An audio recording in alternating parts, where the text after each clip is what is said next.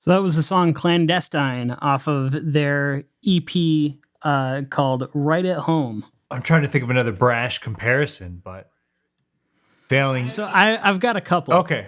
I've got a couple of brash comparisons. They remind me of a lot of that early 2010 sort of like easy core type of Yes. stuff, like A Day to Remember Yes. and Chunk No Captain Chunk and those types of bands, where it's like it's as the meme kind of goes about it, it's pop punk with breakdowns. Yes. No. Yeah, but I'm trying to think of, because I feel like when you tell someone, like, if you were preparing to show someone a song and they were to ask you what genre it was and you were to say pop punk, a lot of people would look down on that. And that's, one of the unfortunate side effects of having genres and normally people think about the worst from every genre. I would agree. Yeah. I would agree. Pop punk definitely has its sect of people who really look down upon them, I would say. Yeah, but I will definitely agree with you. That was 2010 pop punk, a day to remember, like spot on. That was exactly what that was. And it was awesome. Fat guitars, catchy melody. I love it. Well, and it's such a huge sound, and there's only 3 guys in this band. Really awesome. Nice. Yeah. Another power trio that we got here. But yeah, there's actually a lot of and as there is for most every place, but I've been finding a lot of really cool punk stuff coming out of Canada recently. Interesting. I wonder if that's across the board, like it's a pop punk resurgence in Canada, or if it's something else. I'm not sure. Obviously, we're very close to the border right now, but we cannot pass. No. So it's hard to say what is going on there. But I just feel like I've been finding a lot of punk bands recently, and a lot of them are from Canada. That's awesome. Yeah, I would love to, have some brand new 2010 pop punk. And if it's coming from Canada, all the better. Yeah, exactly. Yeah, definitely check out this entire EP then, because it's just more of that and it sounds great. Awesome. Yeah, Clandestine. Another one to mark down. And a side note, A Day to Remember also just dropped a new album on Friday, March 5th. Did they? Oh, yeah. Okay. I was following a couple of the singles for that, but they did something, and this could be a little bit controversial maybe, but I feel like a lot of bands, and A Day to Remember did this with this most recent album, I feel like are releasing too many singles to promote an album to the point where I see a single come out, and then I see another single come out, and I'm like, oh, the album must be coming out soon. And then they release an EP with just the first half of the album on it, basically.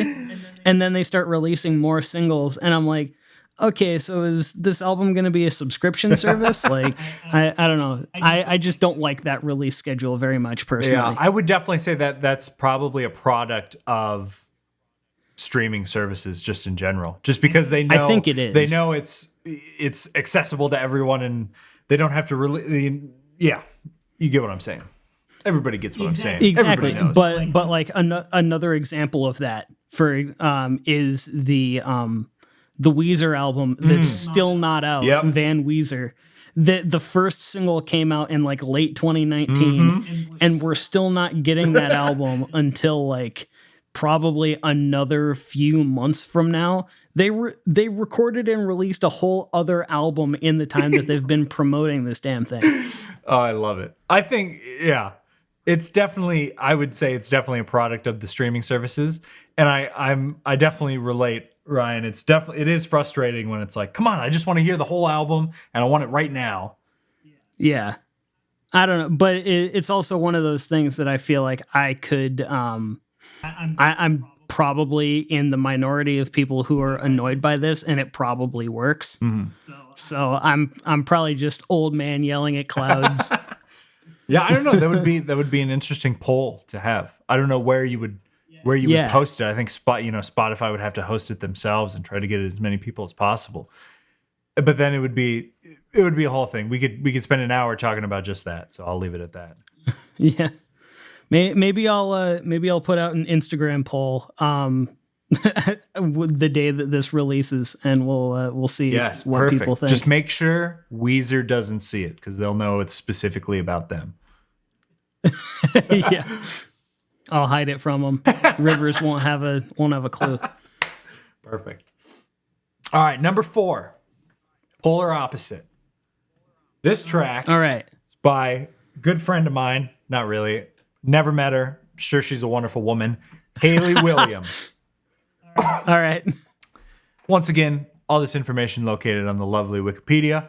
Hayley Williams, one of the founding members of Paramore, began her solo career in 2020 with the release of Petals for Armor, and has since followed up with a second solo album, Flowers for Vases, released in 2021. Wikipedia lists her quote-unquote classified musical styles as pop rock, power pop, art pop, new wave, and pop. And as well, of course, they throw in there pop punk, emo, and alternative, and pop rock, kind of referring back to her days in Paramore. And current days, because I thought Paramore broke up for good, but apparently they may be coming out with an album this year. Oh, really? That's all right. What I saw on at least 2 different websites. So it has to be true. If it's on 2 different websites on the internet, it's a fact. You heard it here first, people. The internet doesn't lie more than twice.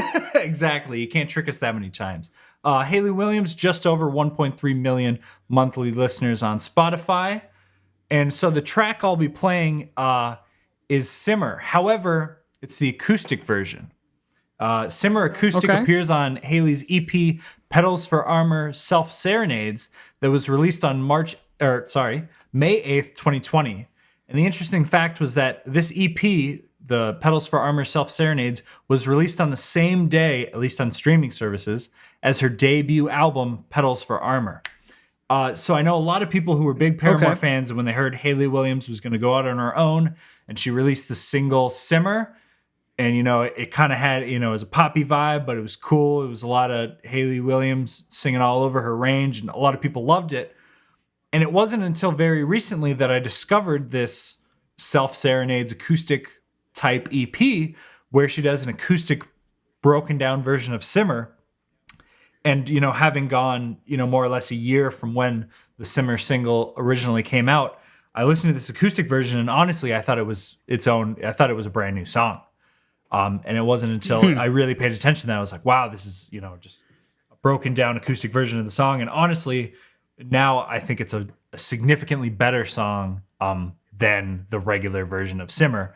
And I'm willing to bet a lot of people haven't heard it just because it was released on the same day as the entire album came out. And I'm sure it was glossed over by a lot of people.